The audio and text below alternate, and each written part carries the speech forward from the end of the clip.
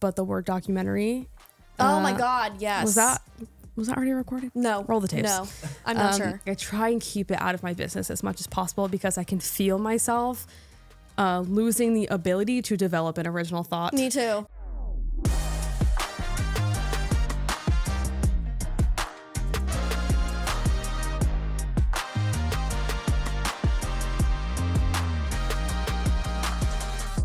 Just styles in general, I think, are being very overused. Yeah. I don't even think I have a style. Like, I don't even know what to call my style. Do you have to have a style?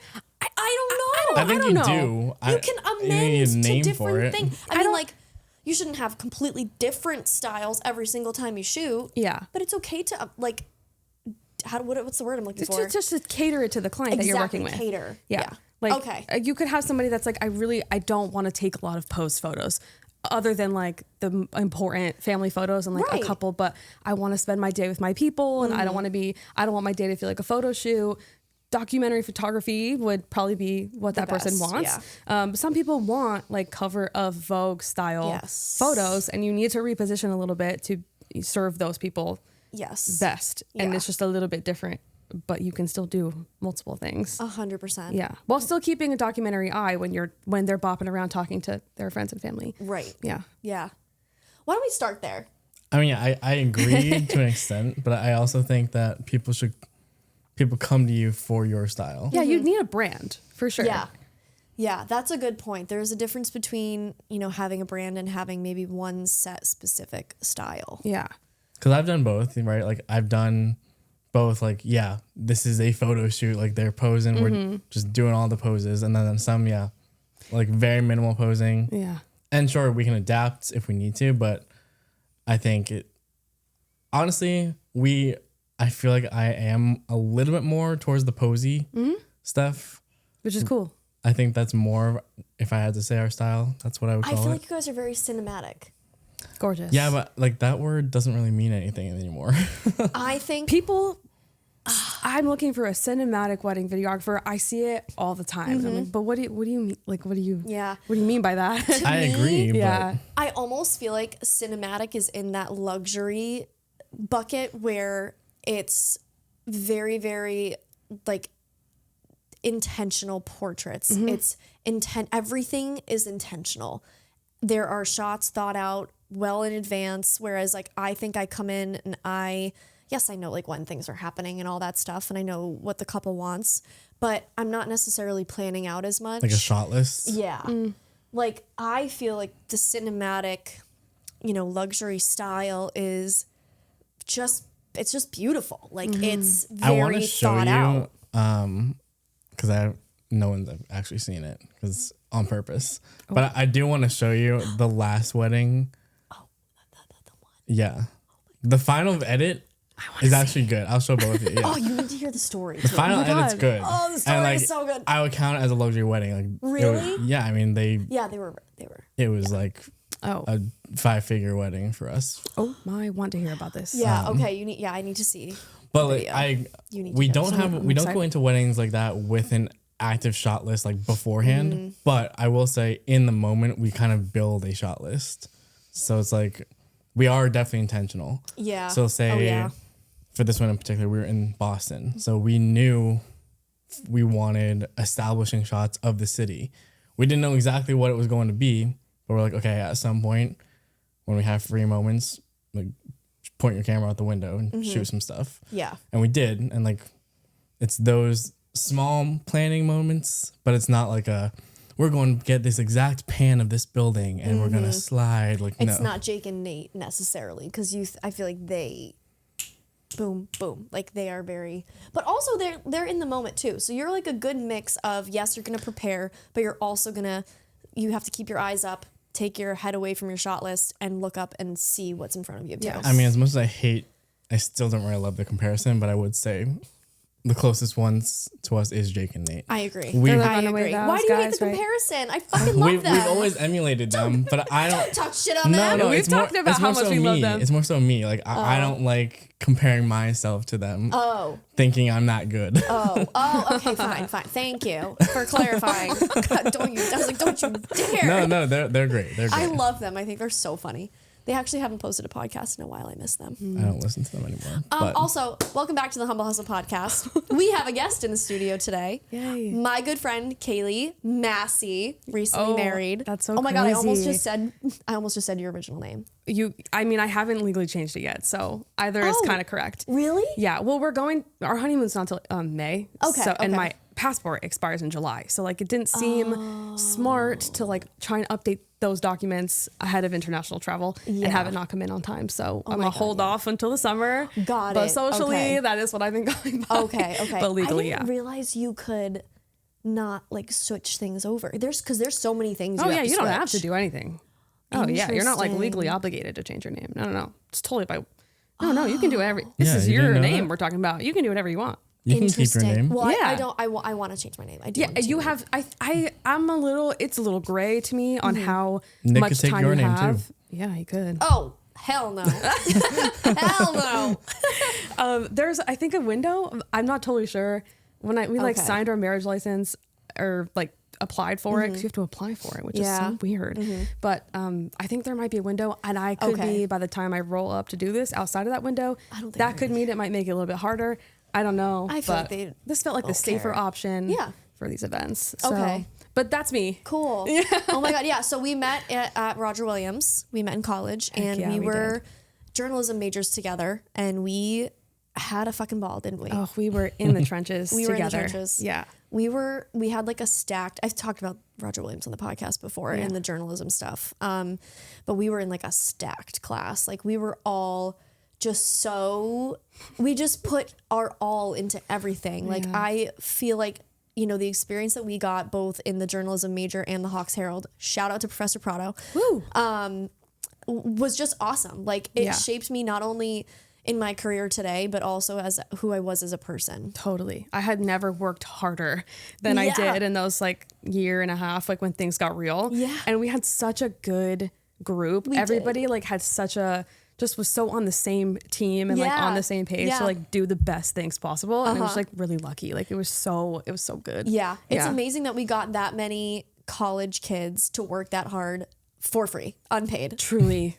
Like Remarkable. up early in the morning. And like wanted to be there. Yeah, like we really wanted to by be there. choice. Yeah. And was like, I can't wait to get that done. Yep. Yeah. And there were moments. There were There when we were pushed. tears. There were tears. Ain't no doubt about it. Yep. There were fights. But we eventually, it was overcame. always a common goal. And man, we had so much fun. It was so cool. Yeah. Yeah. So that's where we met. Look at And us now. we've stayed in touch to this day. And like Kaylee and I have both taken similar paths where, both of us started in journalism. I was business journalism, but you were like, talk a little bit about your journey. Yeah, it really feels like another life. Like those first couple years post college, I started at a daily newspaper. I was like I covered everything. I covered breaking news. I covered like local events. I was in Waterbury, Connecticut. And it was like they really ring you out when you're a new reporter there.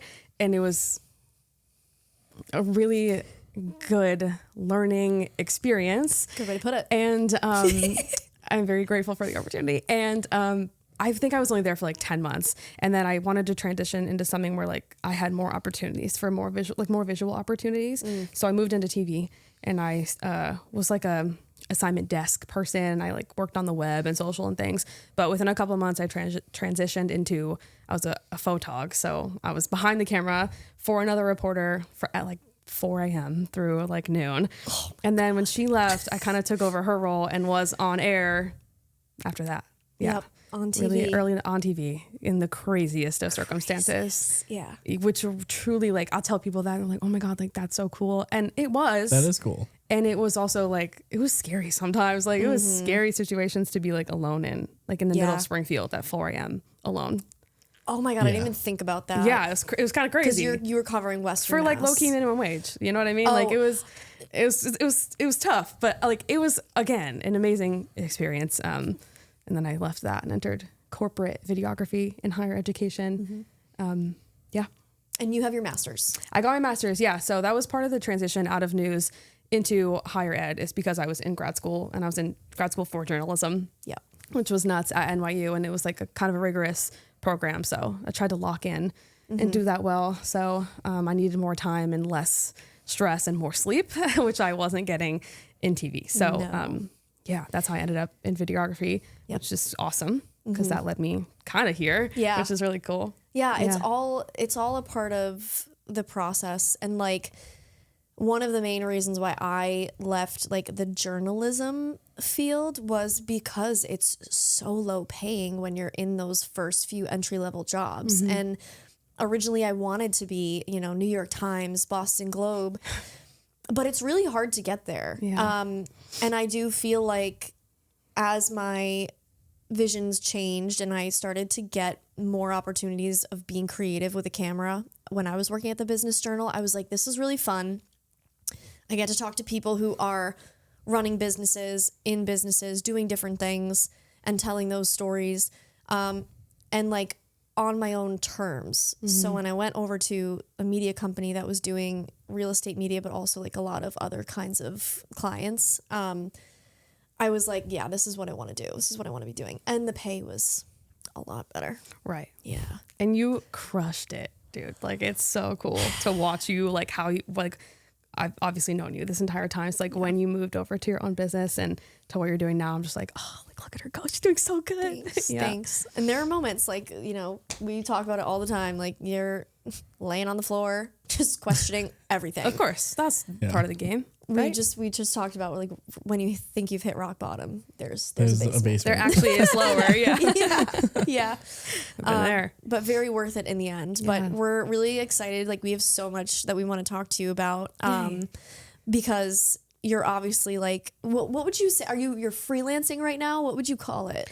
I mean, the amount of hours I put into this business, It's full time. I would call it like my second full-time job. Like it's like 40 plus hours a week. Yeah. Every free moment I have is working on editing photos or videos or creating social content or working on my website or improving my SEO or taking a course on something. Like every free moment I have is poured into it.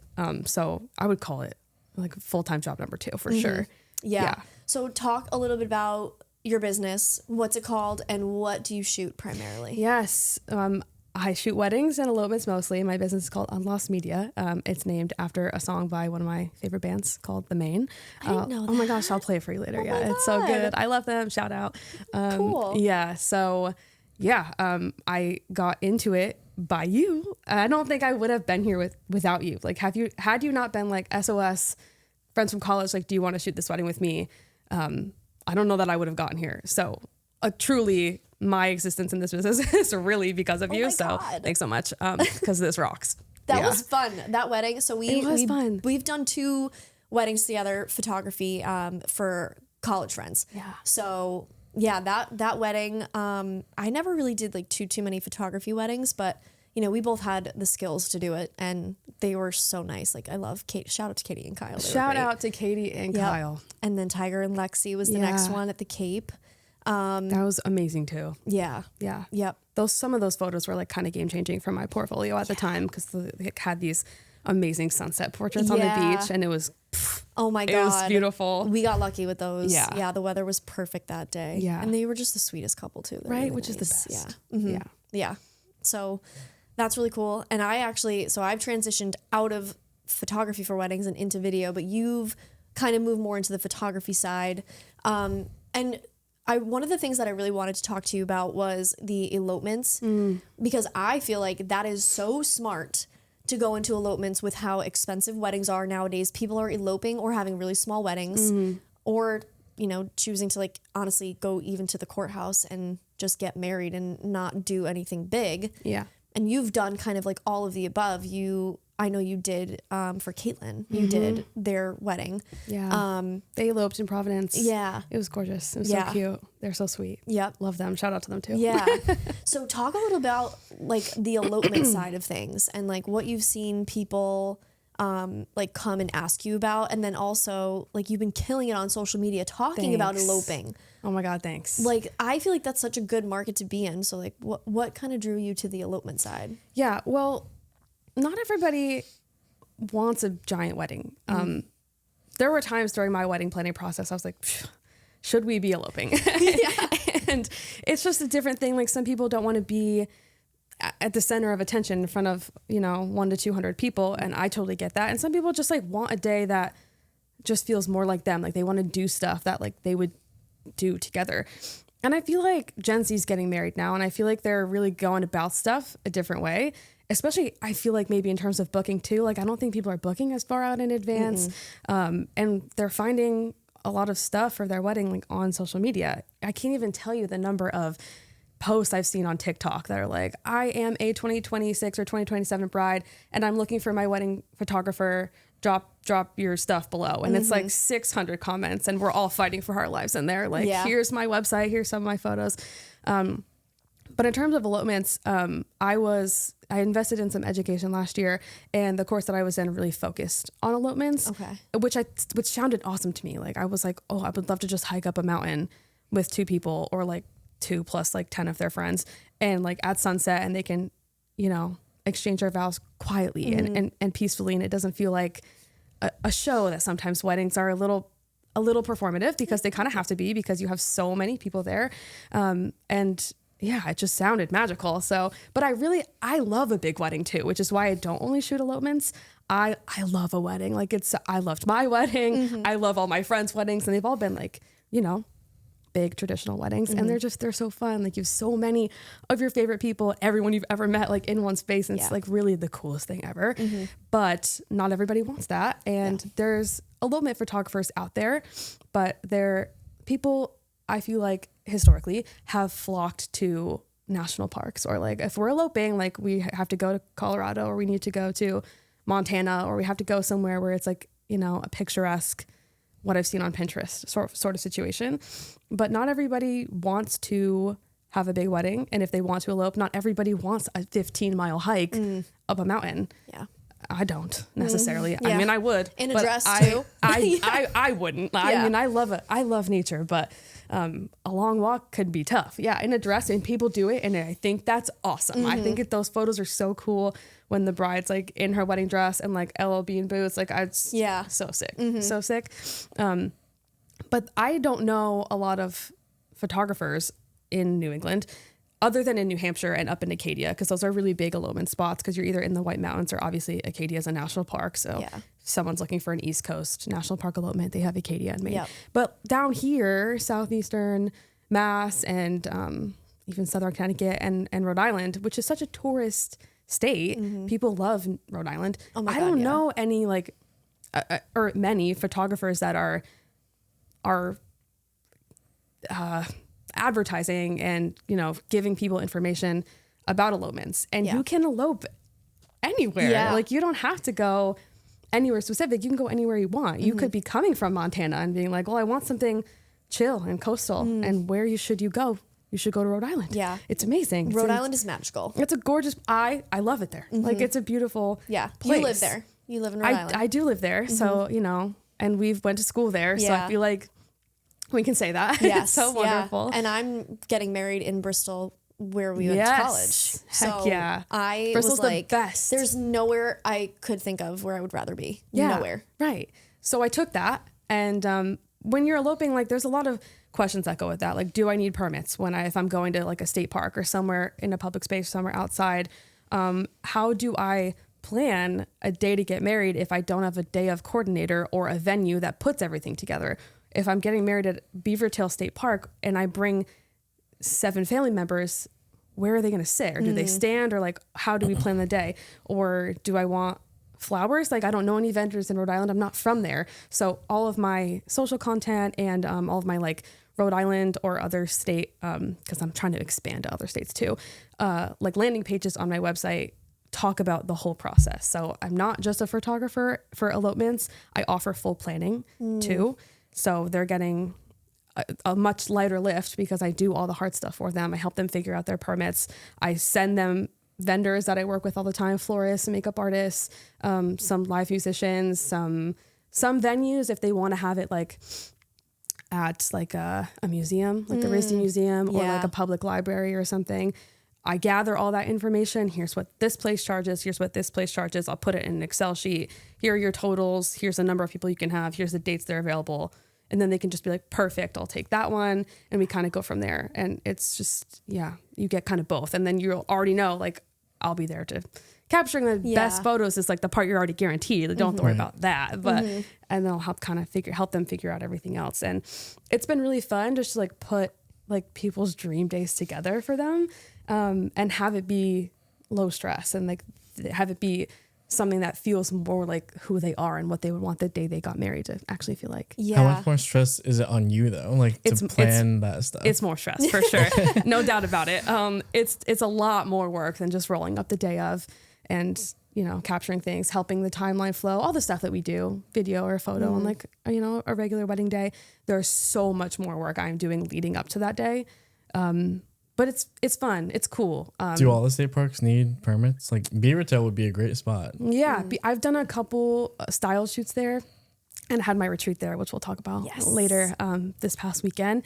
It's so magical, but you're out on the rocks and the water's right there. You can see the lighthouse in the background. I don't know if I've ever been there. You should go. Where is it? It's in Jamestown. Yeah. Okay. Yeah. Okay. And it's... 'Cause I don't know if I went to school in Rhode Island too.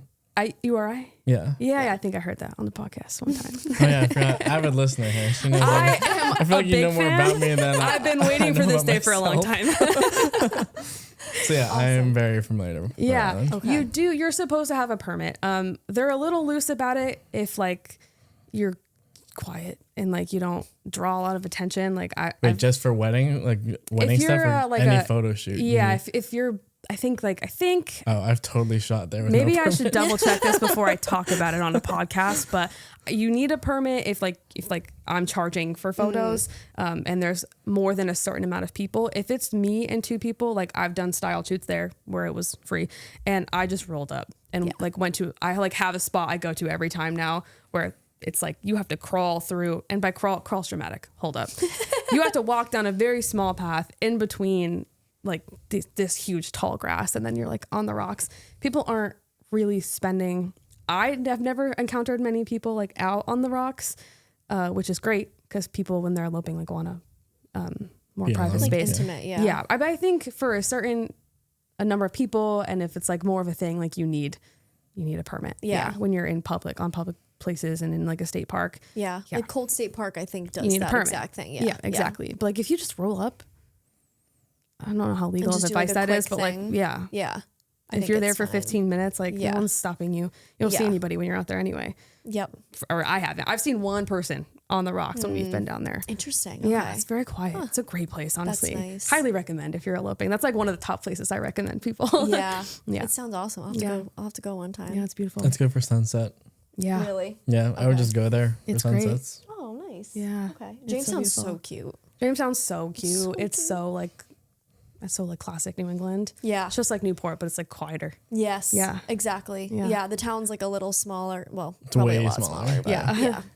Like one of my old landlord, she has an Airbnb in Jamestown, and I went and I like took pictures and everything and got some stuff of the downtown area, and it is like really cute. It's like 2 streets. Yeah, it is. Yeah. It's teeny tiny. But yeah, it's like so close to Newport. So like you said, people could get married at Beavertail or somewhere in Jamestown and then go plan a dinner at Newport to celebrate. Like it's really cute. Which is kind of how I structure the day. So when you think elopements, I feel like people are like, it's like an hour or 2 and you like get married and then you're like kind of done. But then what do? I tell people that I think when you're hiring a photographer, 4 hours is the minimum. And then it's like, what do I do with a photographer for 4 hours when I don't have a list of, you know, cake cuttings and first dances and things like that? Like, how do you fill the day?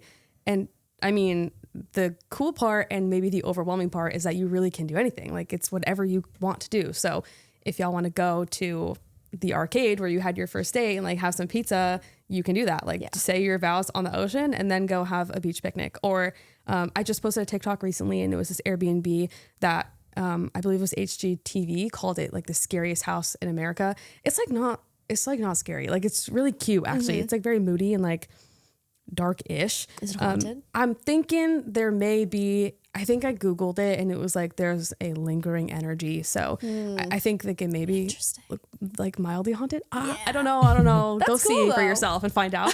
But if you're into that, you can stay there, which is amazing. Get up, write your vows together, read some letters from your friends and family, which is another thing I'll talk about is like what to how to tell your family if you're not having a big wedding. That can be hard to navigate too. But in terms of how to fill the day, wake up, have some coffee, make breakfast together, write your vows at the kitchen table next to each other. I'm taking photos during that, right? And then, you know, just cute little, like, just be like in love, like you're getting married today. And then we'll travel to wherever you want to have your ceremony, and then some kind of activity after. So if you're into that, like, scary house, maybe like a ghost tour that night, or like go brewery hopping, or like do both, or whatever. Like, we'll structure the day again so it feels like who they are as people. But in terms of like how to tell people we're eloping, it can be hard, especially if you feel like a big family that like expects you to have a bigger wedding and you're choosing not to do that. There's a lot of ways you can still involve your family in your elopement day, whether that's having like parents and grandparents and like siblings come for the ceremony, or you have like a very intimate, like 10 to 20 person celebratory dinner or something after. Or if you really just want it to be the two of you, you can have everybody like write you a letter that you can read during your ceremony or during that morning, or make sure you have a good photographer and maybe a videographer and share all those photos and videos immediately with people, things like that. Like, there's so many ways you can involve your family, even if like maybe you like your first choice wouldn't be to have people there. Which can help. Like, we're doing this because we want a day that actually feels like us, and your people will be behind you. It might be staying at first because like that's a thing people hope to have with you, but your people will, they'll get it. And they'll support it. I agree. I definitely can see how that would be tough for some people, especially if maybe they have some family members that like to be very involved. Right. At the end of the day, it's their call, though. Exactly. I know. And your people will support that and will get behind it. Like, the people that care most about you will be like, bummer for me, but I love for you that you're having something that you actually want to have. Yeah. And with how expensive it is these days, like, a lot of people are choosing to either elope or have smaller weddings. Like, it's just the reality. Right. I'm going through it right now myself. I cannot believe how expensive it's going to be for us to have a 100 person wedding. That's what we had, 100 people. Yep. And it was... It's a lot. It's like steep. Coming from the outside, like as somebody in the industry, I'm like, sweet. Like, I love that for us. But as somebody that also was planning it, I was like, this is like, and it's so much at once. Everything's due at the same time. So I really. The crazy thing is, 100 size wedding is considered small. It's small. Yeah, like it's like very. Yeah, medium that's sized. Like our closest family and friends. Like, right. It's really not. Like, there were other people that we were like, we just can't do it. Because like when it's by plate and when you add it up, like how much it is per person, it's a lot. Yeah. It's crazy. Yeah. We're gonna end up spending probably close to 50,000. Yeah. Just to crazy. be transparent, right? And it's only 100 people. So I know, it's crazy. Yeah. And don't get me wrong, it's gonna be like the best day you've ever had ever. And you won't even like, I barely even remember all the credit card swipes from the last year and a half. But it was you're in the trenches while you're making it happen. Yeah. So planning a wedding, also not for faint of heart. Yeah. Which some people want to skip. And I get that. 100%. Yeah. So I'm curious, what are you delivering for people when you are photographing an elopement? Like, how many photos? Because I know, like, for a regular wedding, let's just say regular, I know people deliver like kind of like up to 500-ish photos. Like, how many photos I've delivered more than that. Really? Oh yeah. The problem is, and I'm working on this, right? I've been a really avid overshooter in the past, and I'm trying to be more intentional about it now, so I don't have to cull through 4,000 photos at the end of the day. Which Kayla and I shot a wedding together last June. I was doing photos, and she had an amazing second videographer with her, was doing video. And that day, I think it was 8 hours. I think I ended up being there for closer to like 9.5. I think I took a little over 4,000 photos that day, and I was so not excited to go through them after. So I'm trying to be more intentional about that. But in like a 6-hour regular wedding day, I usually deliver 800 to 1,000 photos. Wow. Okay. Which is a lot, and many. I want to trim it down because like that's so much to have to go through as like the couple. But I don't know who I am to be like, well, her head's tilted a little bit, like she's making a different face, and how do I know which version she's gonna like better? Exactly. And I try not to give like 20 of those, but if there's like 2 here and then like, I give a lot of black and white duplicates too, so that kind of adds up the total a little bit. I am trying to trim it down because it's just a lot to digest, like as the couple. But with that, elopement days are a little bit less. So it's closer to like $300 to $600, which is still a little bit of a wide range, but Yeah. it depends on how long the day is and if they have other people with them and what kinds of activities that they're doing. Yeah. Yeah. And have you explored, I know that there's technology out there and software that photographers are using now to like automatically cull the photos, like AI. You're not using any of that? Not into that. Yeah. I know that works for people and I think that's amazing.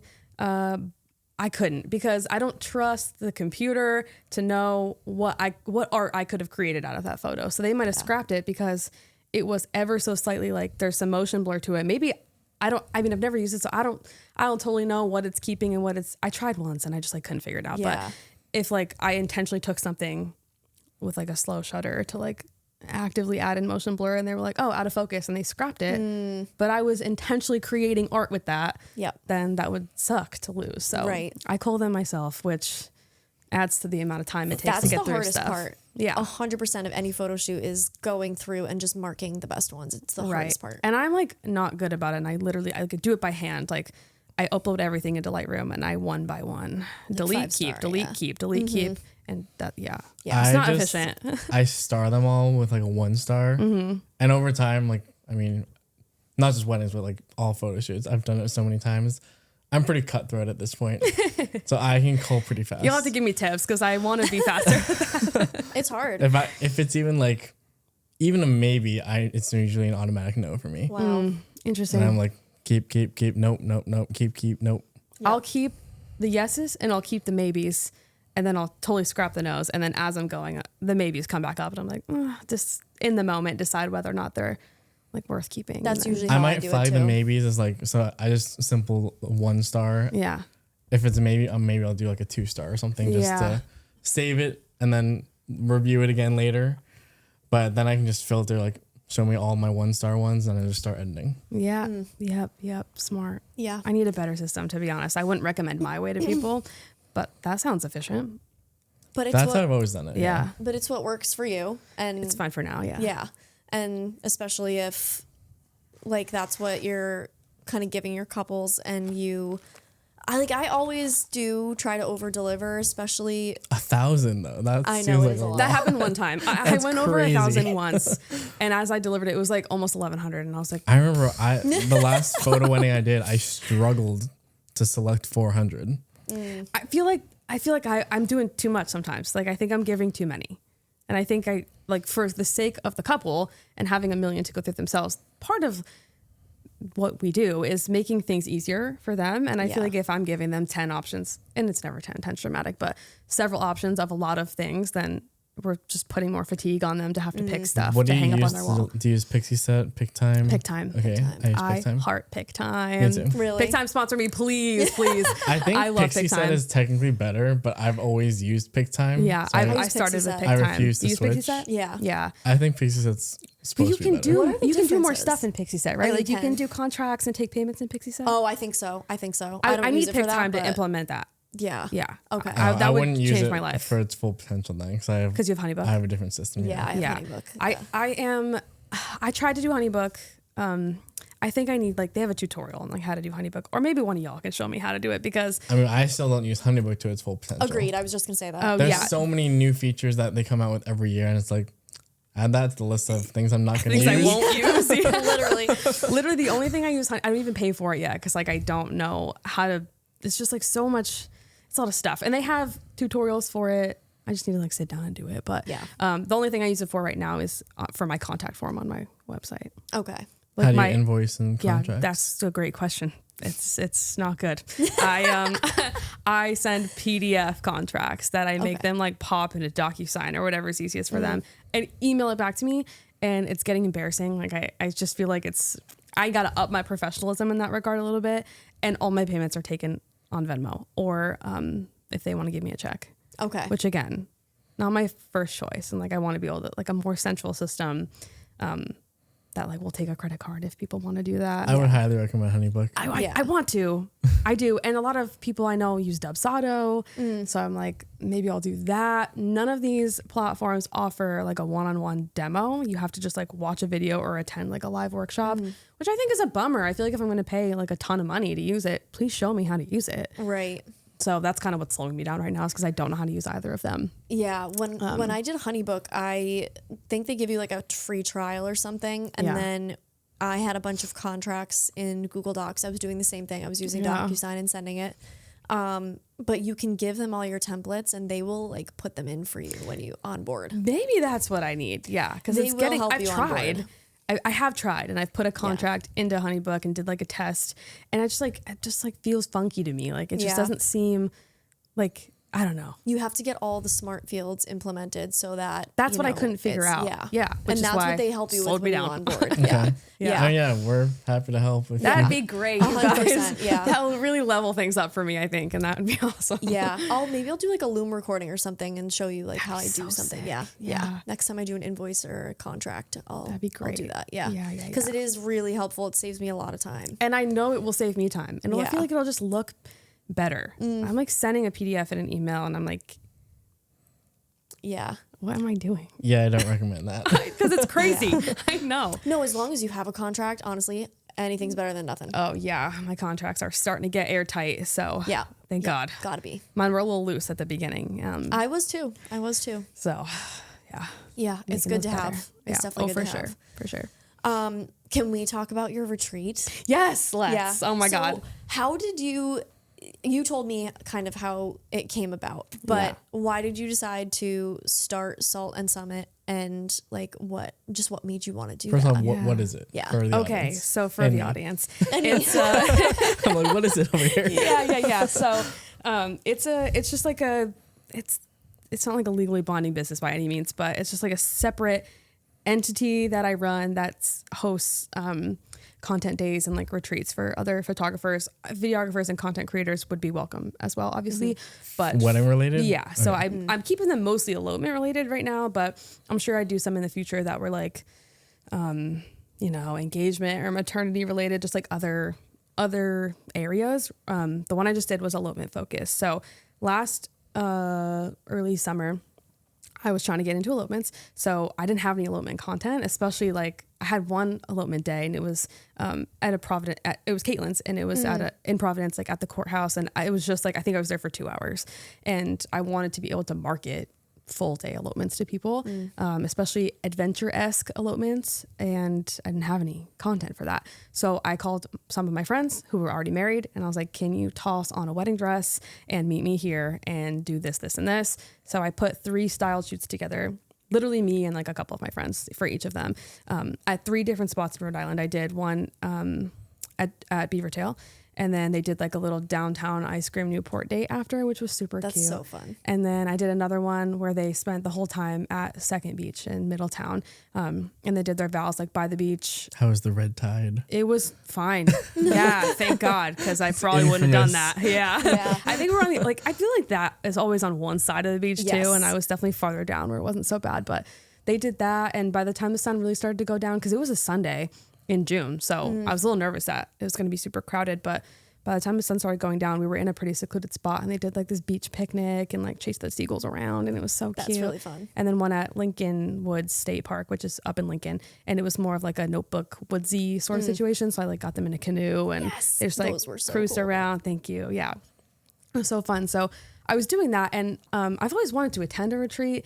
And there's another photographer in Rhode Island. Her name's Gianna, and she's so cool. Oh my God, she's so cool. And she does these all the time, and they're so amazing. And I've never been able to attend, but I'm hoping to go to one this year. But otherwise, any retreats I've wanted to go to typically have been international or somewhere where I'd have to get on a plane. But those are typically like multi-$1,000s. Yeah. And when you are just starting out, you don't have that kind of cash to shell out, probably. Especially when you're like just starting your business. So I just wanted to create a space for early career photographers and creatives, and that's in like the, getting married space, and provide them just some time to like get creative and learn like what a full elopement day could look like, and how to plan it, and how to pose people. So I just was like, I wonder if people would come, and people came, and it was so. I left the next day and I was like, I just feel so like I really did that. Like people left and they were like, thank you so much. Like I feel so inspired leaving here. And I just like, it was so cool. Yeah. Yeah. It was awesome. That's awesome. It was really cool. We had this Airbnb, this like 3-story enormous house. in Narragansett. And which shout out to Beach and Board because like their properties are so beautiful. They're just so well decorated. Every corner was like so amazing. We had lunch from Gansett Wraps. If you ever had Gansett Wraps, so good, so good. I haven't. They're so good. And they gifted us like a huge platter of wraps, and I just like shot some photos and videos for them, which rocked. They're so cool too. That's cool. And and they did like a little like beach like walk style situation. We were like kind of back and forth on what the elopement activity would be that day, and I had intended on them going bowling, but the place I wanted didn't shake out, so we did like a little shoot on the beach, and it was so fun. And you had models, right? I did.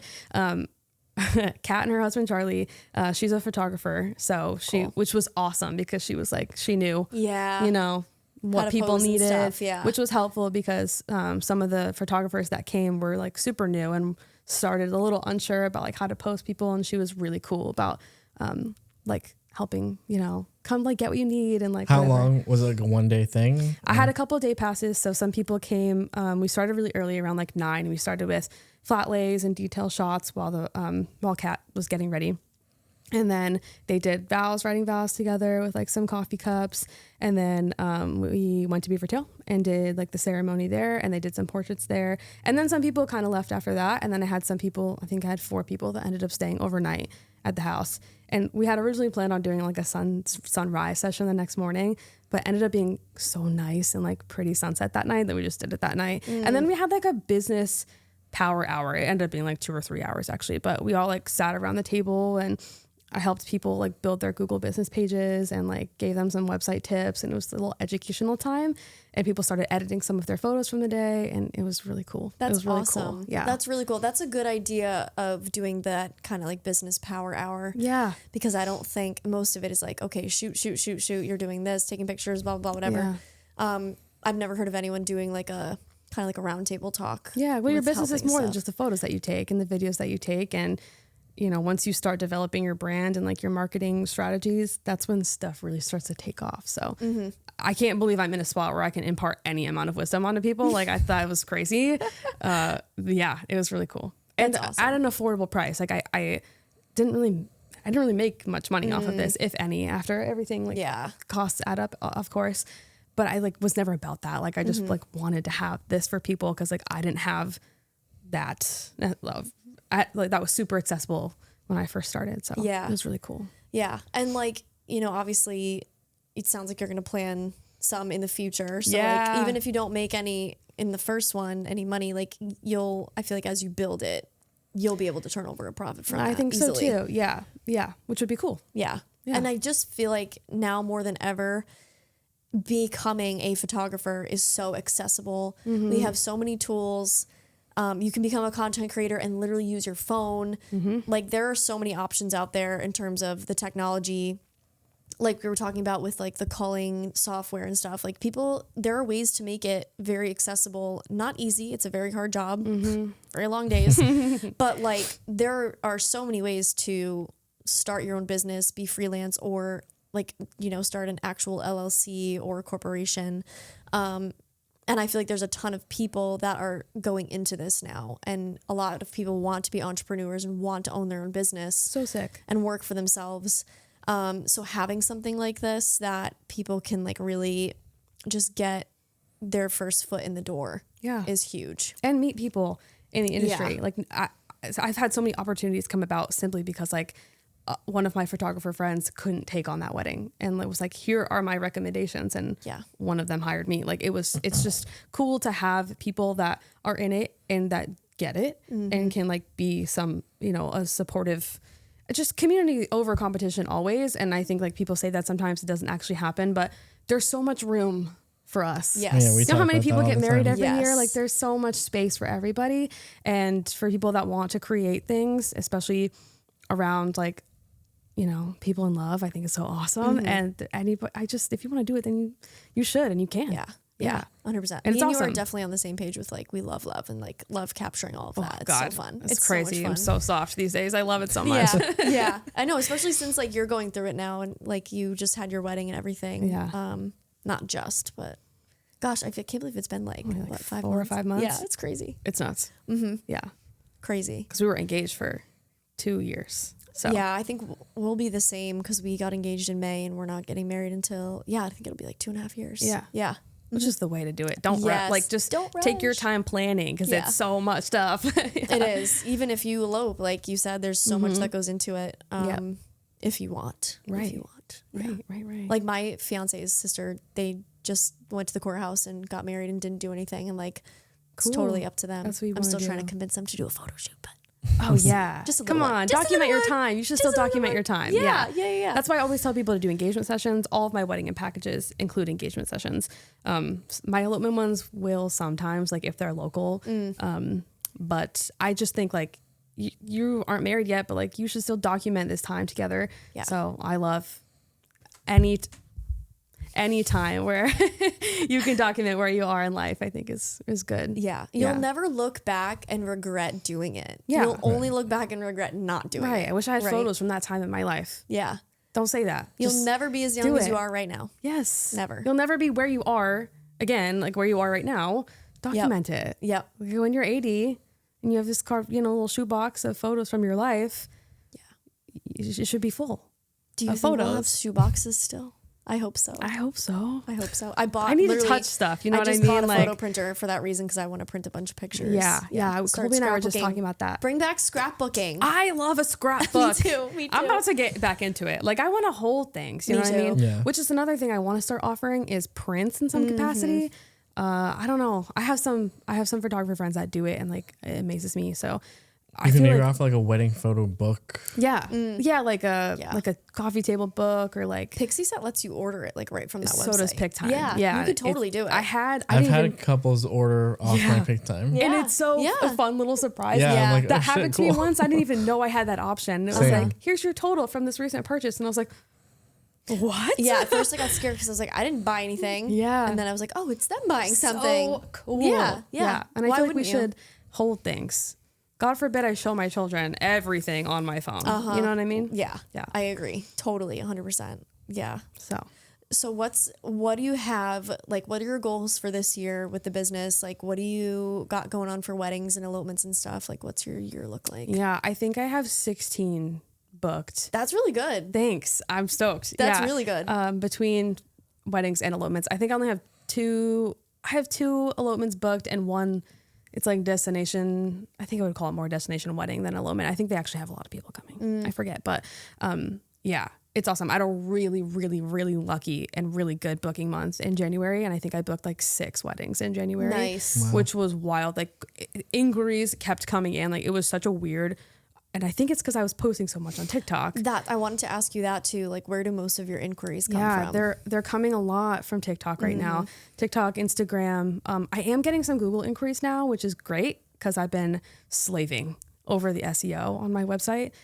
And I mean, like any free moment I have has pretty much been improving my SEO. And I use SEO practices on social media too. Shout out to Catalina Jean. Do y'all know Catalina? I don't think so. Bro, she's awesome. I'll have to follow her. She's the SEO queen. And I did like an intensive hour scraping through all my stuff with her, and it was so helpful. And that just like makes your website and your social medias, work for you when Yeah. you're not posting. But yeah, I've been trying to post on TikTok at least 5 times a week. Nice.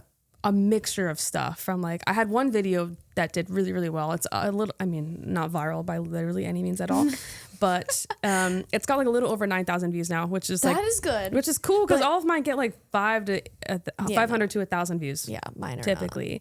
So that one just keeps climbing, and that has brought in like 10 inquiries. Yeah. And I but booked that means 2. it's reaching the right people, even if it's Yeah. not like 1,000,000 views. Right. If it's getting the right people, that's all that matters. That is all that matters. I don't care to be, like an viral. influencer Yeah, by any I means. know. I just want my stuff seen by my dream clients. Yes. So that's working. It's been really cool. That's awesome. Yeah, TikTok's bringing in a lot of inquiries, and I still like do the Facebook thing, kind of fight for my life in the Facebook groups and the Yeah. comment sections. I see you comment a lot. Yep. Yep, those are kind of scary sometimes, but that has worked tremendously in the past. Yep. But I will say most is coming from Instagram and TikTok right now. Okay. Yeah.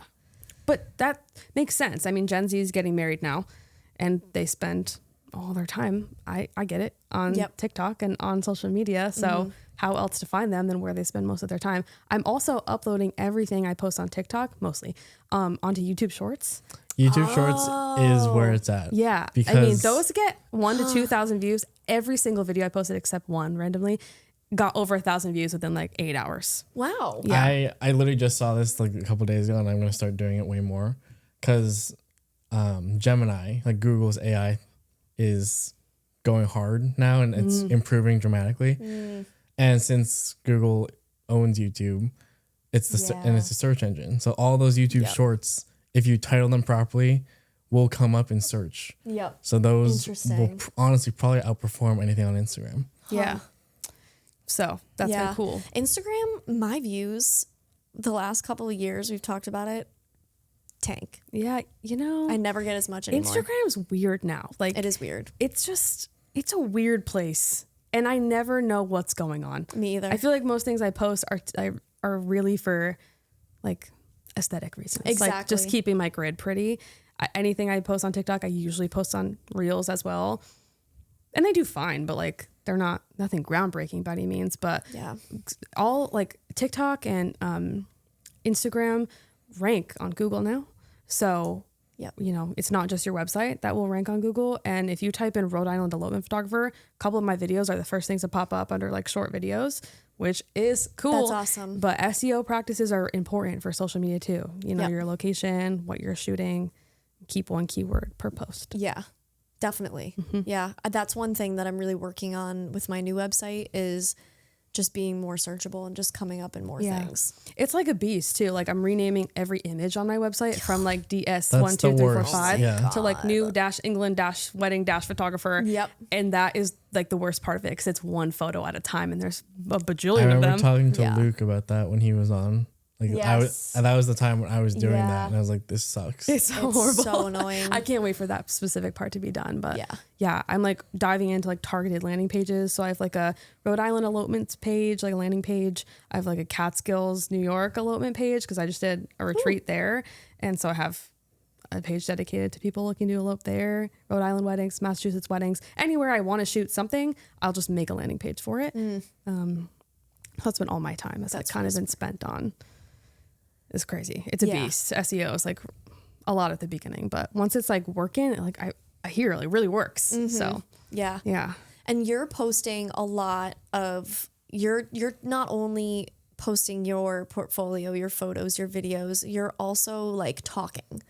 So Yeah. how have you found, because I do that too. I don't do it as well as you do, but like I really want to start. It's one of the things we're going to do today is like posting organic social content because our brands are us. Like we are the brand. So, and that's one of the things that Luke Brownell from Spitfire Design Company, he did my logo and my brand. That's one of the things that he talks about all the time. Like as a small business, you are the brand. People are going to be working with you. So getting your face out there is really important. And I find that it helps me a lot with when clients inquire with me, they've already seen kind of like a little bit of my personality. Chances are they've checked out something on my website. They have seen my Instagram. They know a little bit about who I am already. And that helps me a lot. So like, have you found that people are really like, how do they respond to that? Well, I agree that people, they want to know who, I mean, you're spending so much time with your photographer. Yeah. And they are the person that's going to ensure that you have documentation and memories to look back on for like one of the most important days of your life. Like without that person, you may not have, you know, a picture with grandma. You know what I mean? So, I think it's great. I mean, that TikTok I was just referencing that like is my highest viewed one was a talking head video. I did like a 3-part how, when, and where to elope in Rhode Island series. And yeah, that's the one that I was like talking. I was mic'd up for that one. I don't do that a lot. I just like will walk down the street or like be in my car talking about something like, oh, here's a hot take or here's like a wedding pro tip. But that one was like ever so slightly like more produced, which is weird because I feel like those higher produced ones like typically don't do well for me. And my like random off the cuff ones are a little bit more engaging or successful. But I think it's really important. I think because there's so many photographers out there trying to be in this space that you have to differentiate yourself somehow, and you are your brand. Like, yes, my name's not my brand, but like who I am as a person. I want my clients to, by the time they get to the point where they're inquiring and trying to set up a call, their like decision's almost made at that point. Like at that point, it's a formality just to, make sure I'm a human and like am who I say I am, and available, and to chat through some different options. But at that point, I want them to be pretty sold that like I'm the one that they're going to go with. And I think keeping, your face and your personality available online on social is important for that. Just like an extra stepping stone so they can see who you are. Yeah. Yeah.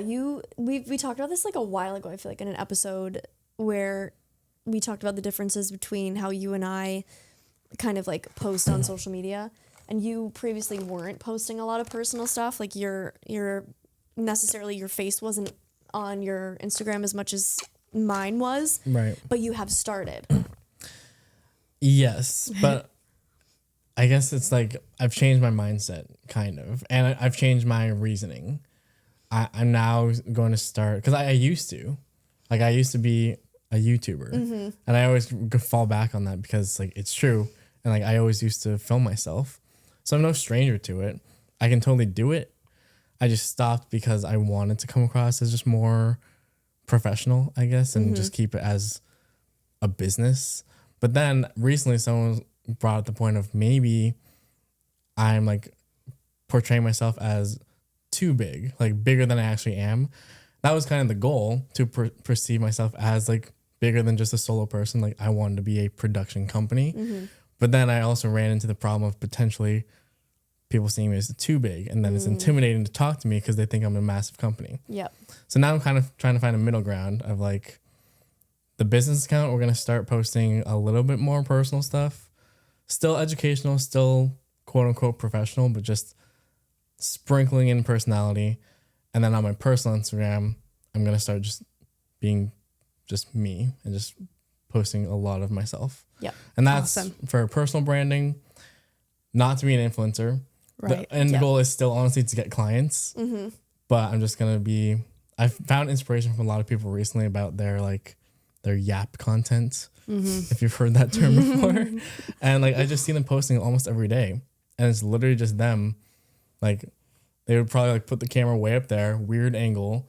And they would just be doing some stupid activity. Like, I could probably just be coiling up this cable, talking, like putting it away, talking to the camera about some random topic for 45 seconds.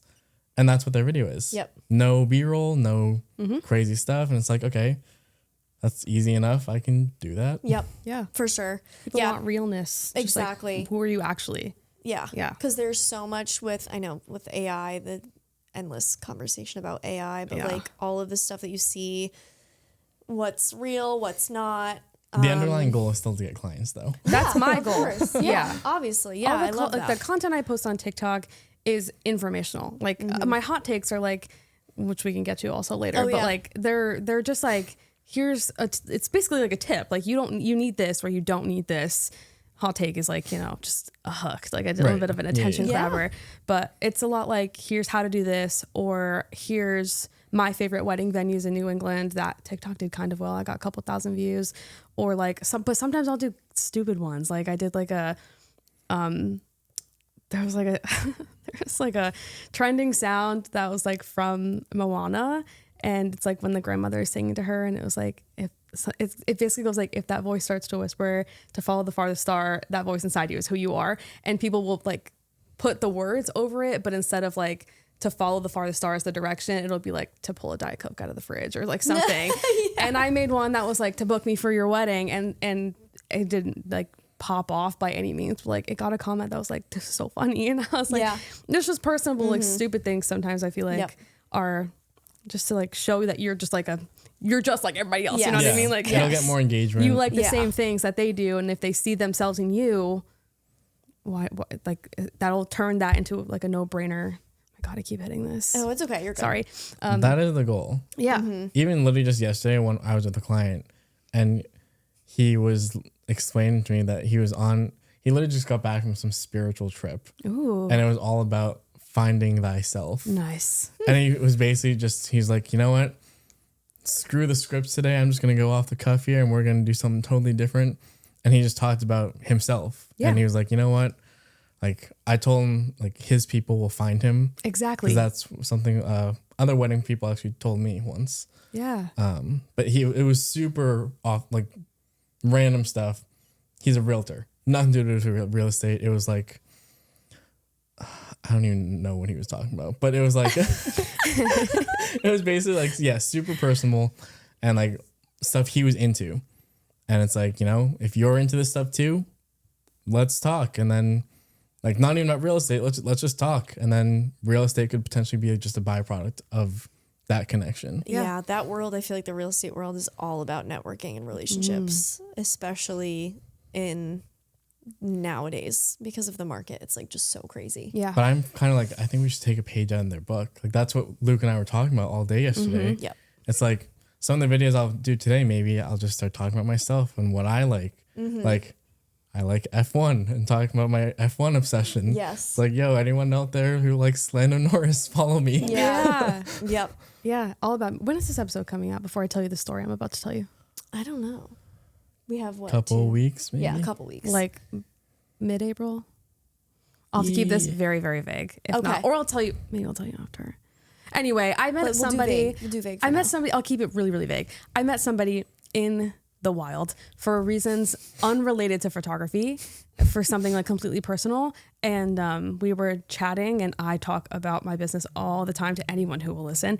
And so when he was like, oh, what do you do for work? Obviously I told him, and he was like, oh, crazy. I'm about to propose to my girlfriend soon, and I am shooting his engagement. Oh my God. And when I tell you the actual story, you'll be like, that's so funny later, but it's so cool. Like, you just meet people out there. Yes. And yeah, that has turned a couple of clients for me, and that's so cool. Yeah, 100%. No, I love shooting proposals too. Oh my God, they're so fun. So sweet, so fun. I've only done a couple, but it's so stressful. Yeah. It's so stressful. That's like, it's like low-key not my number one favorite thing to do because it's a little stressful. It's so stressful. Yeah. Oh my God. And just like the coordination and everything. And like, Yeah. I also don't feel like I don't charge that much to photograph a proposal because like I don't know, like you really can't, but it's a lot like getting to the location that much earlier, like establishing the location first of all is like really hard because most people want to do it outside, but then it's like, okay, what if the weather sucks? Like, what are we going to do? What's the backup plan? And how do we communicate that while it's happening? Yeah. Yeah. I mean, I mostly have people share their locations with me. I'm like, hey, not trying to be a stalker, but like, I need to see where the fuck you at. Share it for the day. Yeah. 24 hours. Exactly. It'll like automatically unshare after that. Yes. Which is great. Yeah. Yeah. But I'm like, I need to see where your whereabouts are. I need So to you know. can hide. It's scary. Some people like don't turn the right way. I'm like, fuck. And then you have to run around. It's stressful. Wear a disguise. Right. Yeah. Wear a disguise. No, deadass, that's what I did last time I shot one. Honestly, maybe I'll do that.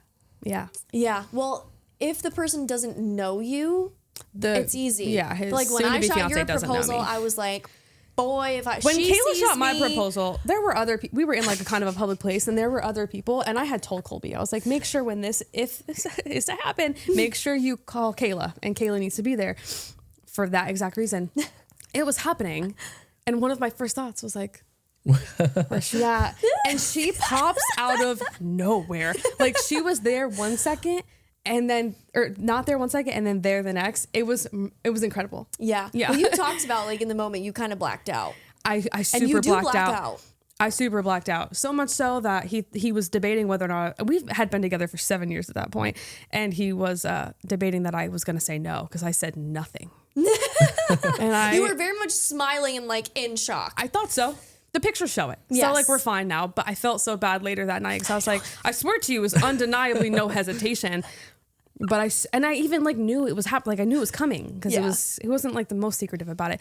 And even still, like I just like kind of blacked out. Yeah. Yeah. It really is shocking no matter what. It was so funny. It was at, can I say where it was? Totally. Yeah. Ocean Drive, Newport. Yeah.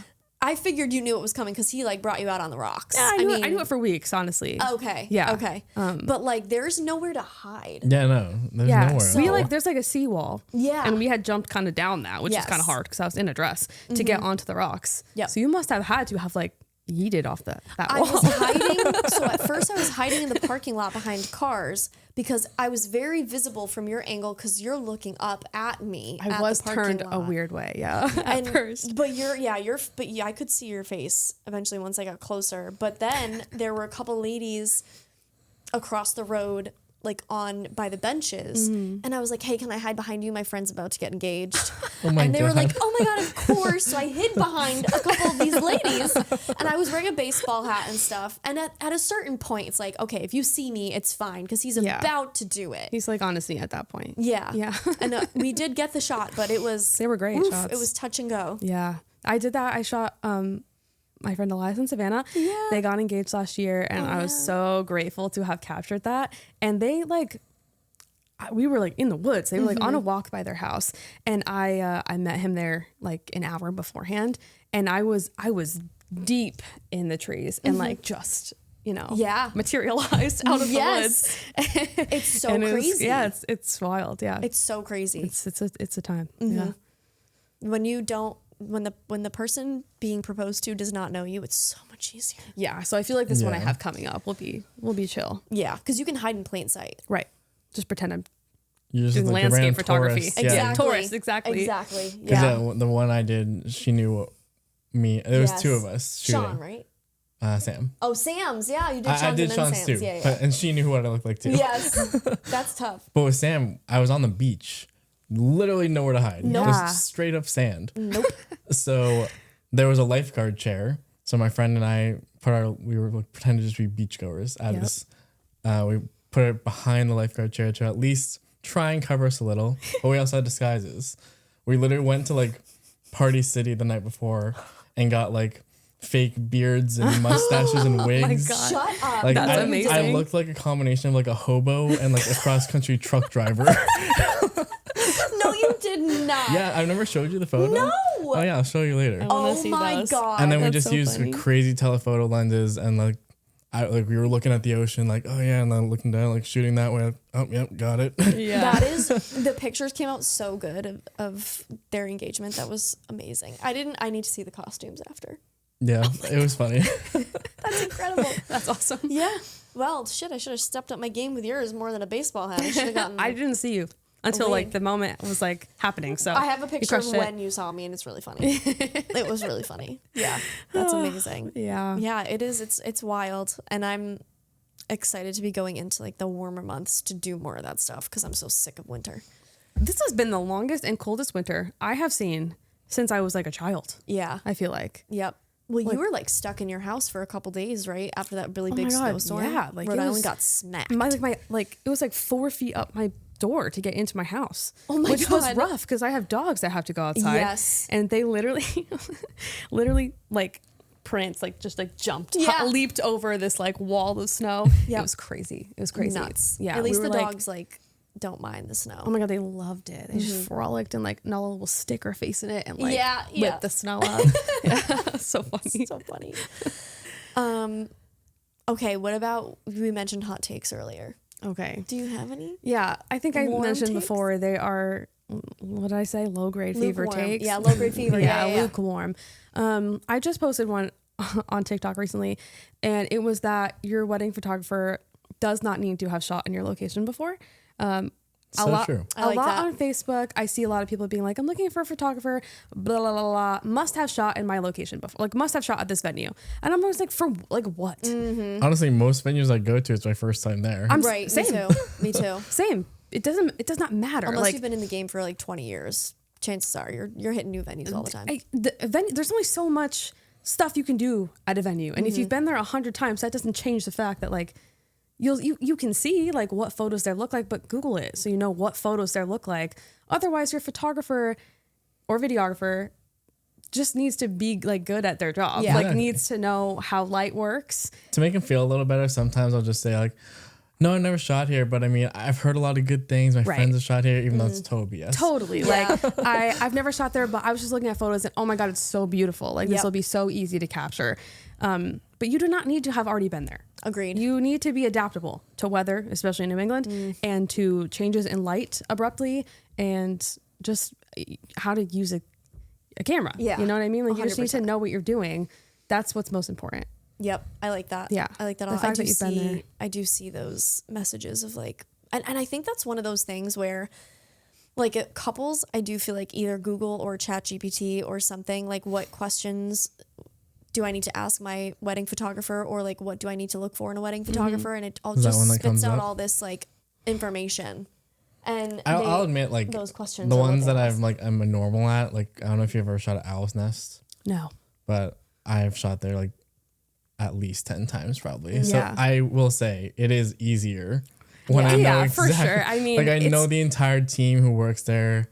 Yeah, you that's honestly nice for get a little bit of special treatment. So it's like, okay, it is easier to an extent. Right. Which I put in the video. I mean, it's if you've been there before and you like know the layout, that's cool. You don't have to like hunt around for like what could be a good spot. We're going here. This is like the good spot. Yeah, but also if you haven't been there, like fresh eyes, you know what I mean? Fresh perspective. Just gonna say, I feel like when I've done engagement sessions or something and I've gone to the location a million times, I'm almost like, God, like where do I shoot now? Like I've shot in this spot 100 times. Right. Like how do I make this different? Right. Because you don't want them to all look the same. That's so true. it's almost like it could be a negative in a way. Yeah. That's a stretch, but it's hard. Like you said, fresh eyes. Yeah, I just feel like it should not be a requirement when you're looking for your wedding photographer is, well, has my photographer shot here before? I just don't think it matters. I agree. Yeah, I no, totally definitely not agree. a requirement. No, not at all. That's a good one. I like that one. Thanks. Yeah. What else do I have? I can't remember if we already talked about this when the cameras were rolling or if this was pre that, but the word documentary. Oh my God, yes. Was that already recorded? No. Roll the tapes. No, I'm not sure. I don't think so. I don't think it was. I think it was beforehand. But anyway, I feel a little hypocritical talking about it, but I feel like the word documentary in terms of like photography is getting a little like overused, just a little bit. I think it just gets kind of thrown around a little with no like clear like what that really means or what that means, at least for that person. Sometimes documentary photography could literally mean like, I will not pose you even once. I wouldn't do that. My blend is like, I want you to like be present in your day, so I won't pose you all day. But when it's important, I will intervene, especially when we're doing portraits. And you'll have a handful of like, yeah, this could have like these would be like on cover of a magazine equivalent, like editorial a little, and a lot of journalistic approaches, just to make sure like when you look back on the photos, like it's not you smiling at the camera the entire time. Yep. But I think some people will just be like, I'm a documentary this, documentary that. I'm looking for a documentary photographer. But like, I feel like that means stuff to different people, and that can be confusing for couples. Yep. Yeah. 100%. I want to say, like, I always say I'm a candid videographer. So very similar to your approach. Like when I shoot my videos, I am posing you when it's necessary, working very heavily with the photographer, but I'm most of the day just a fly on the wall, like capturing the day as it unfolds, like catching those moments that you probably don't see if you're like on the other side of the room or somewhere else. I like to use the word candid more than documentary, because in the video world, I feel like documentary is associated with like interviews and talking. Yeah, I think it's documentary in the video world. See, there's that too. In depth. Right. So I don't know. And like, do you even really need to have a specific style every single time you shoot, whether you're a photographer or a videographer? I don't really think so. And also, what do we mean by that when we say like, what's your style? Are we talking about like your editing style, or like are you talking about your shooting how style. you shoot the day, like or how you guide the day? Like, what do we mean? Like, what's your style? Like, you know what I mean? Like, there are these words that are kind of like industry jargon in a way that like couples are like, I don't totally know what that could. Like, I don't have a clear path 100%. on what that means. Yep. So I'm trying to avoid that. I did make a video within the last like month or two about like, this is what documentary photography like actually means. I mean, that's also stuff to talk about in the discovery call. Yeah. Right. It's very easy to clear it up. Exactly. Like, what do you want your day to look like? What do you want your day to feel like? How important is this versus this? Yep. And all that gets ironed out immediately. No surprises later.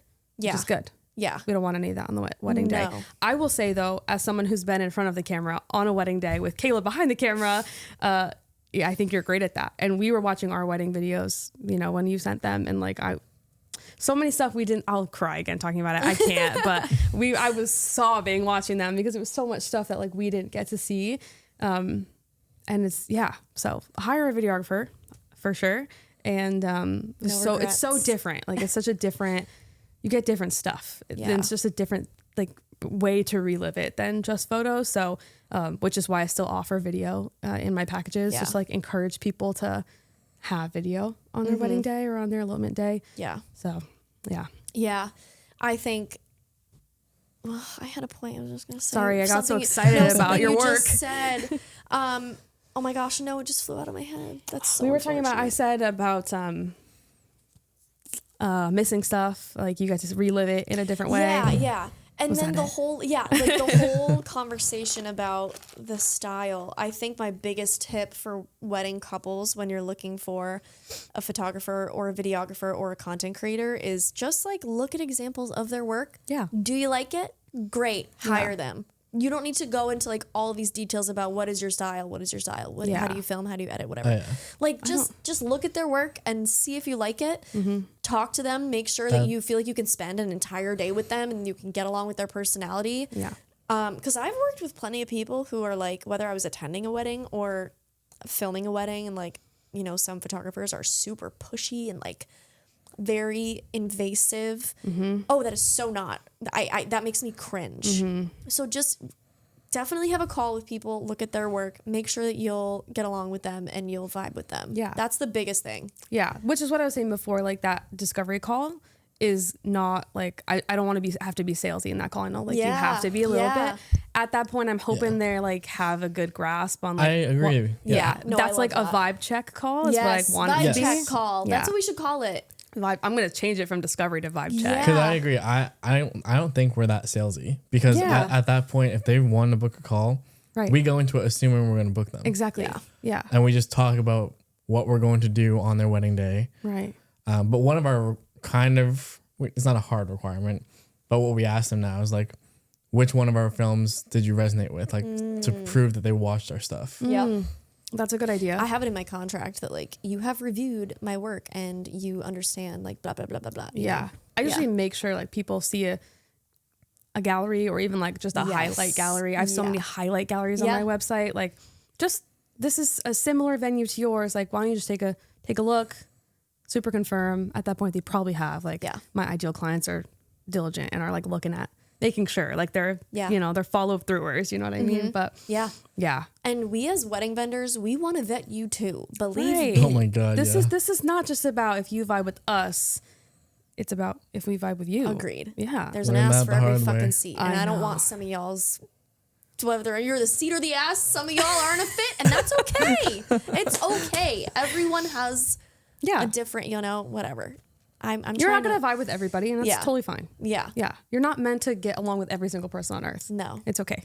And if you're getting the feeling that it's not the right fit, then just go and, you know, look at other photographers or whatever. And Good vendors. news is there's so many of us out there. So many. You'll find your ideal person. Exactly. I will say, I've been looking at different options for different kinds of vendors, and I've just been exploring photographers' websites, and holy fucking balls. $8,000, $10,000. Yeah. What? I can't even say anything because that's understand. We've got a luxury videographer here. Hang on. Makes sense. For photography, I'm like, holy shit. Yeah. What is going on? Oh my God. My prices are not that high. But yeah. Give me a damn heart attack. People do it. I think it kind of makes sense. I was going to say. I don't see photography. I don't charge it, but I agree with it. Should be more, or traditionally has always been higher priced, I think, than videography. No. What do you mean? Video's higher. I don't think video is so much harder.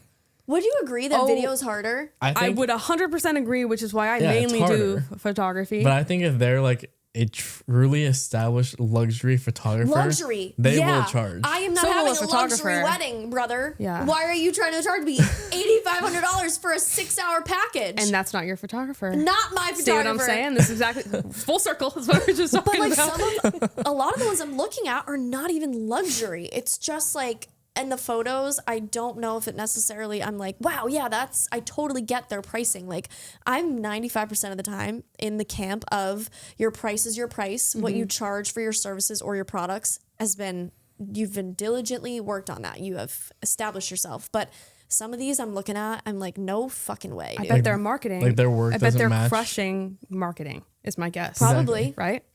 Your work, like, your work is you may make amazing work. Like your videos may be incredible. Good work does not speak for itself anymore. Yeah, it's not enough. Like if you're not good at marketing, your work isn't, it can't sell itself anymore. Like there's so much more that has to go into it. Related to that, actually. What is it? Good work doesn't speak for itself. That's a good topic. All right, we don't have to go more into it. I'll tune into that episode though. Oh my God, no, yeah. I understand, but it is scary, especially being on this side of it now.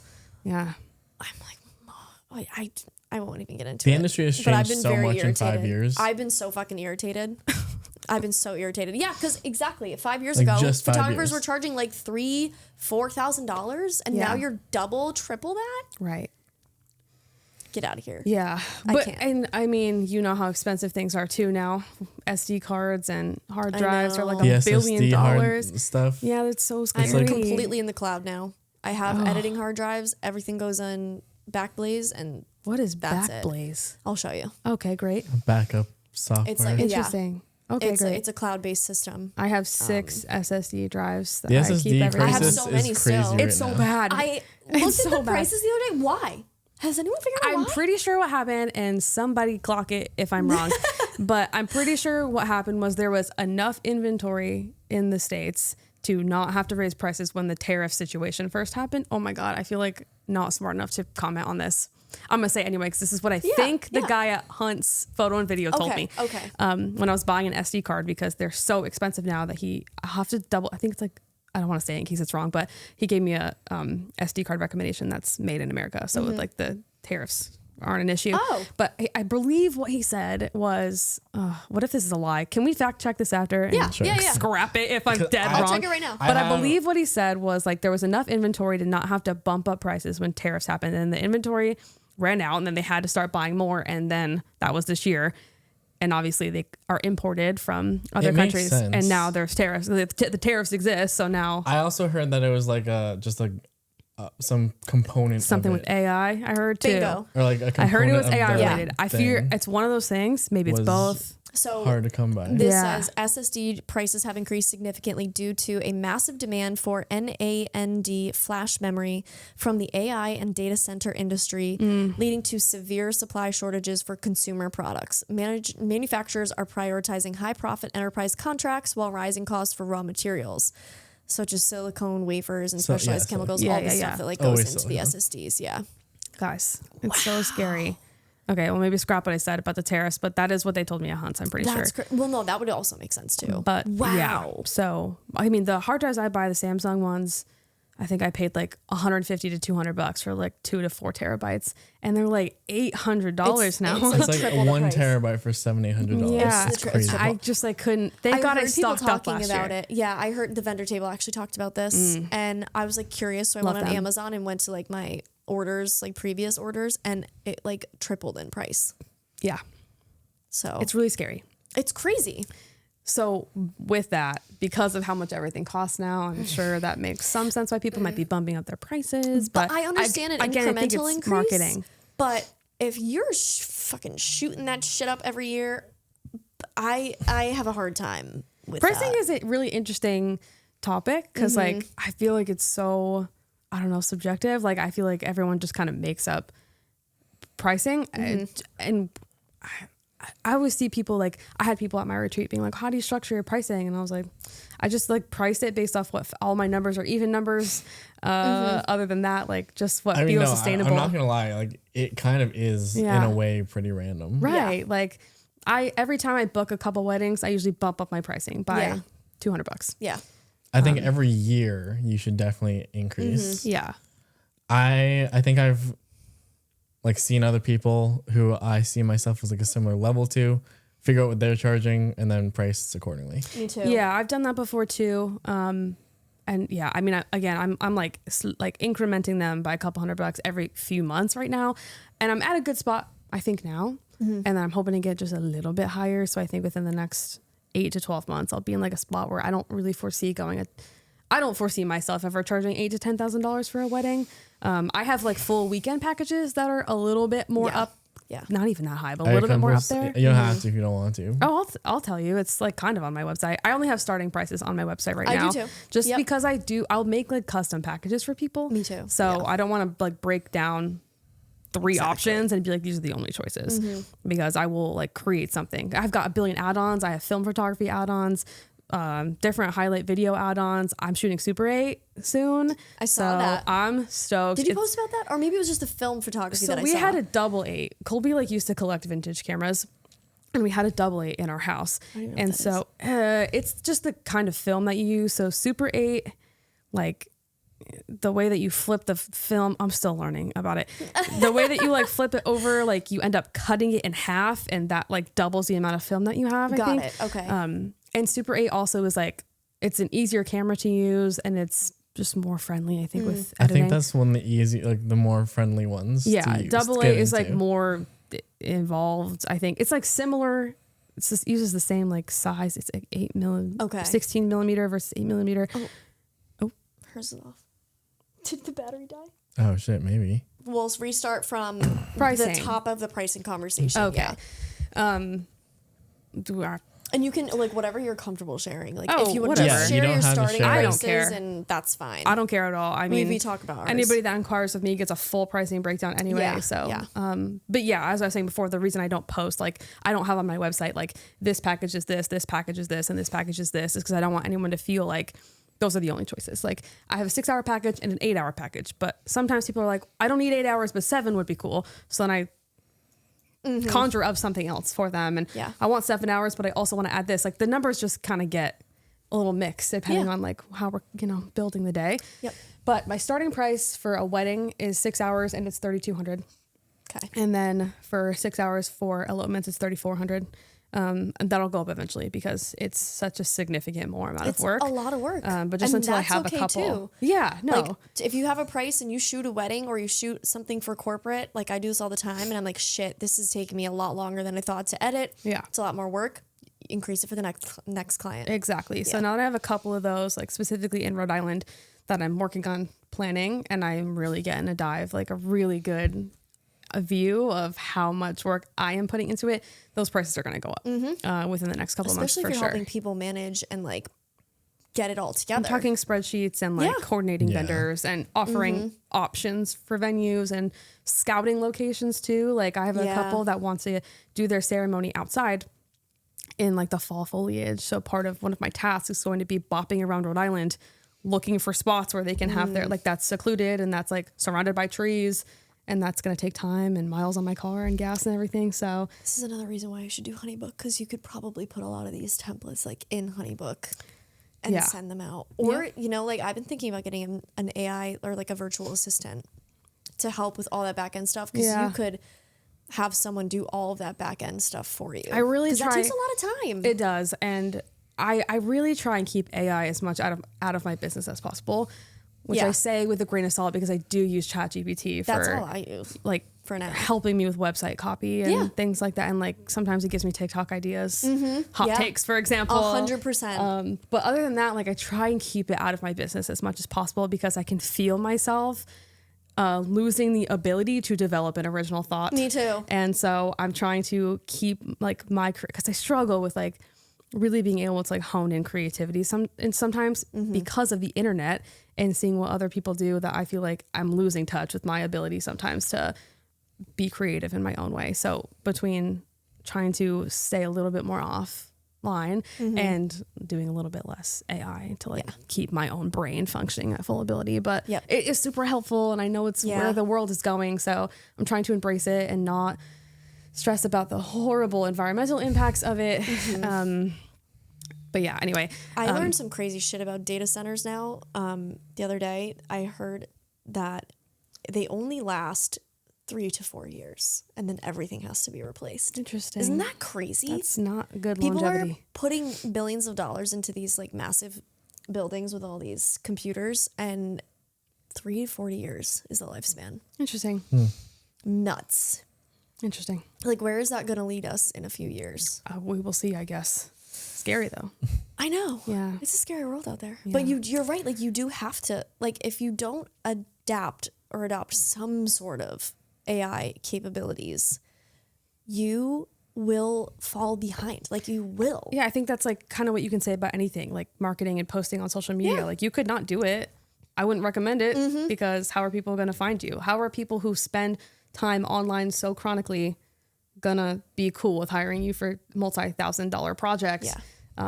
If you're not doing what they're doing. Exactly. So you can't sell something that you're not like doing yourself. Right. I talked about that in my BNI meeting this morning.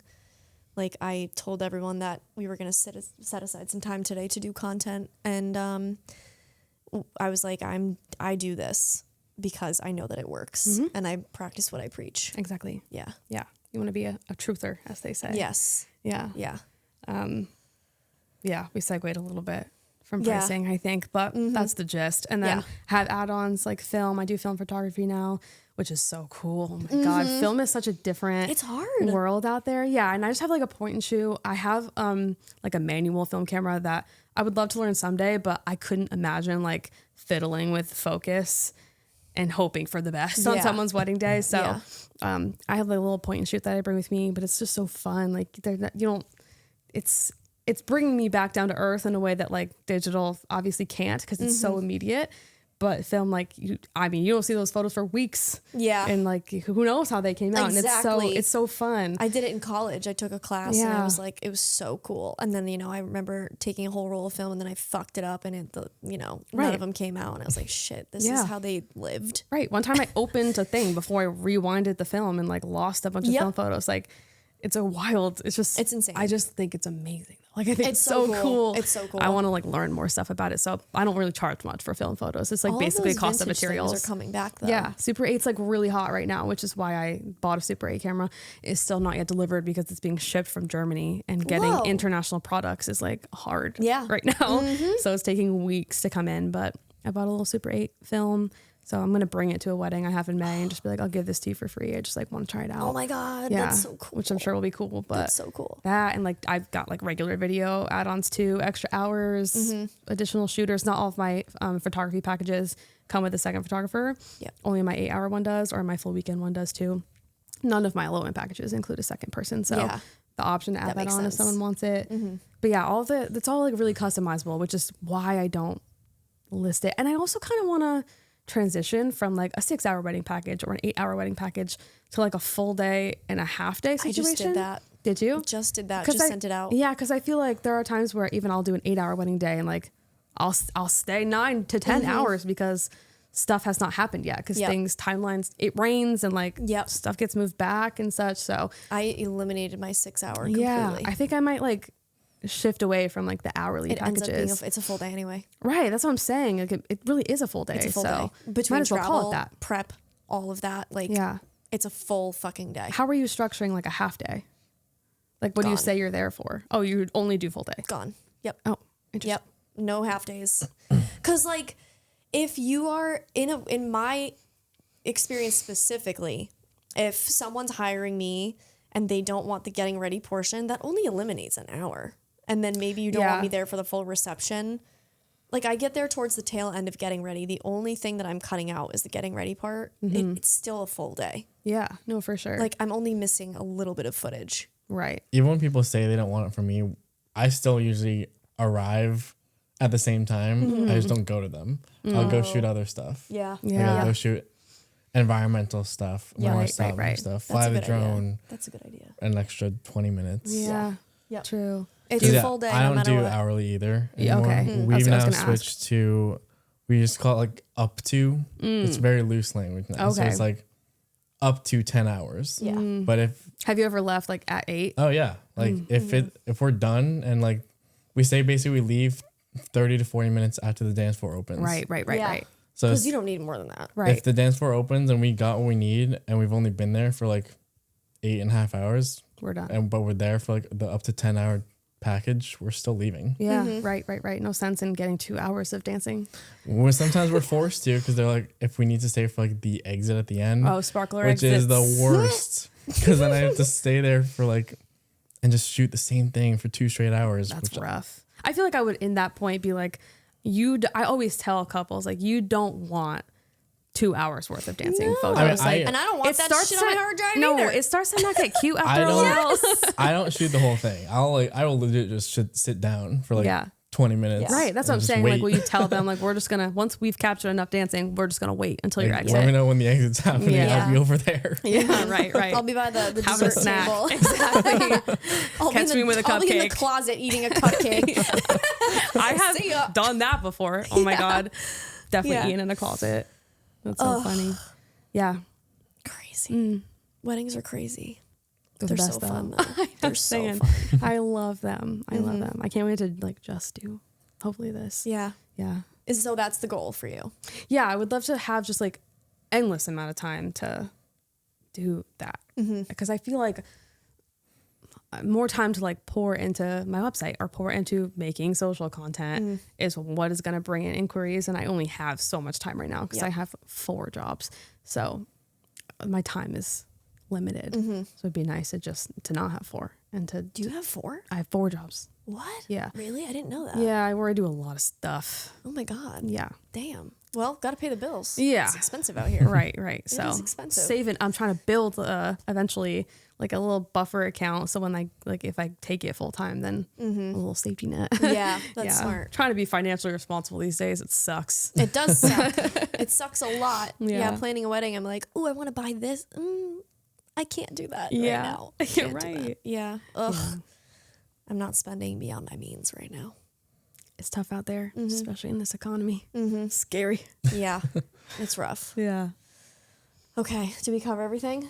I think so. I think we mean, did. we can open the floor one last time if you have any other questions. But I think we were talking off camera before that I would love to fill like off season or just like downtime when I don't have a lot of weddings or such going on with corporate stuff or product photography. I feel like I would really like because I can do that at home, which would be cool. I don't really know how to break into that. I'd love to watch you sometime, like if that would be cool. Yeah. Oh my God, yeah. But I don't know if you've got advice on how to bust into that area. the product world specifically, or Probably because like I feel like that's something I could do like at any hour because I'll just be at home. Yeah. Working with like a company or like a business. I do that. I shoot for this Pilates studio. Shout out to Skull Pilates. I love them. They in seem Worcester. fun. I need to go there. They Is have it the a Reformer Sutton one? location. Okay, so their Sutton location is Reformer only, but they have Matt in Worcester. Which is Okay, not far from here. okay. It's like 20 minutes up the street. Perfect. Go there. They're the best. They're so cute. They're so fun. Okay. Their space is amazing. I've been wanting to take a Pilates class, You should go but there. I don't want to do the Reformer because that shit freaks me out. Not yet. Eventually. The Reformers kind of scare me too. Like whenever I'm shooting stuff for them, I'm always amazed at the stuff that they're doing on there. It's crazy. Yeah. But yeah, they have Matt Pilates at their Worcester location. Okay. And they're awesome. Like everybody there's so cool. So I'm gonna do that. I like live for my content days with them. But I'll let them know that you sent me. yeah, they're the best. But otherwise, like that's kind of I did promo videos and photos for my acupuncture guy. Oh, he's the best cool. too. Yeah. So like the wellness space is really fun for Yes, you. I love it because like so much of my time is spent, like my personal time is spent like in the wellness space. Just lost yours. yeah, I saw that. Oh damn. But I was gonna say for the product stuff, Yes. because it's funny because I was going hard in it, then I kind of stopped, but now I'm actually putting a little bit more effort to go back into it. So I would recommend Instagram. Okay. And Should I start a separate Instagram account? I was thinking about it. For you personally, I would. Okay, that's what I thought. Positioning is everything. Right. In the product world. So if your wedding's everything, no one in the product world is going to resonate with you. Yeah, and I don't want product stuff or non-wedding stuff to take away from the wedding stuff too. So I was thinking about like a little baby side something, whether it's like all wellness related. I really like concert photography too. So I was like, maybe I'll do a third one for that. And I'll just have 10 different Unlost Media branches Not a for lot of money different in things. concert. Nah, that would Yeah, be I'd like be for the careful with that soul. one. Yeah, that would just be for fun. Anything like music wise is really tough. Yeah. I've done a couple music videos and a couple I did a music video like for my photo friends. stuff, Yeah, really fun, but yeah. Yeah. Sucks the different life out worlds. of you. I had fun with, she's like one of my friends. So like that one was probably a different kind of experience just because like I knew her. But yeah, I love music obviously. So like I feel like that would just be for fun. But for product purposes, yeah, I feel like I should start a different account. Yeah, because like the people you'll be talking to in that world are all about like they're marketing people. Right. It's either going to be the marketing director of the business or the owner, CEO themselves. So they really care about the positioning and how you come across. But I would recommend just literally scroll social media, and any product you see that is like a small one, obviously don't reach out to like beverage people. Like don't reach out to Coca-Cola. Right. Reach out to like even some ones you think are small, like Culture Pop or like Poppy. They're actually a little bigger than you think. Culture Pop just got a line with Noah Khan, so I can't imagine. Oh shit, really? Yeah. But what I would Colby do loves it. is go to their accounts, go to their like following, and then scroll through their following. Okay. Because then it's like a bunch of these smaller beverage brands are following Culture Pop to be like, they're looking up to them. Right. Okay. So then you can grab all those types of businesses. So find whatever niche you want to be in. Maybe look at a medium to bigger size one. They're following. You'll find some of the smaller ones that are more attainable. Follow them all, and then shoot them a DM and ask them for this is pretty much the exact DM I send people. I will say, hey there, my name is Nick Jones. I'm a beverage videographer. I have a few content ideas that I would love to share with your brand.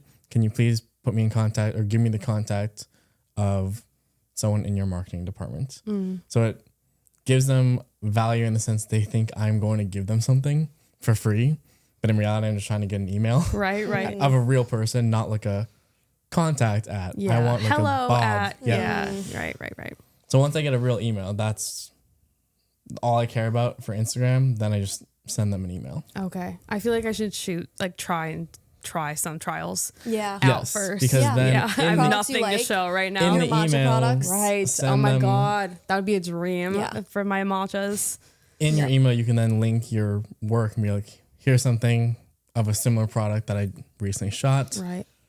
I'd love to do something similar for you. Do you think like the gear I have is like enough, or do I need fancy No, equipment?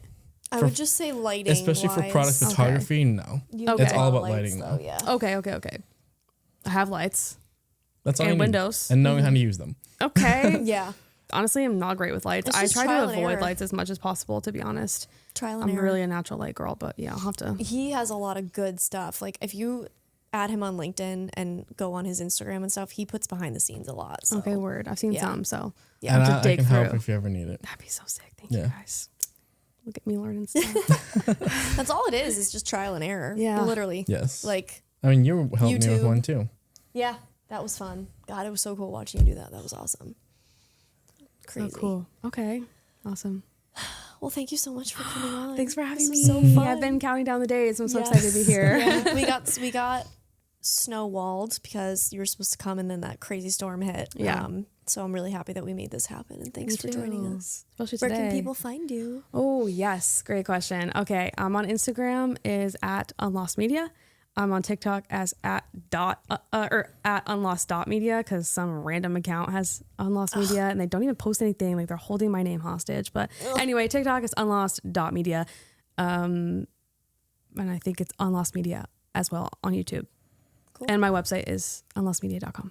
I love it. Yay. Yay. All right, well, check her out. Thank you. Thank you for listening and watching. If you have any questions to ask Kaylee or either of us, shoot them over. We have an anonymous form, so it's all good. No one sees your name.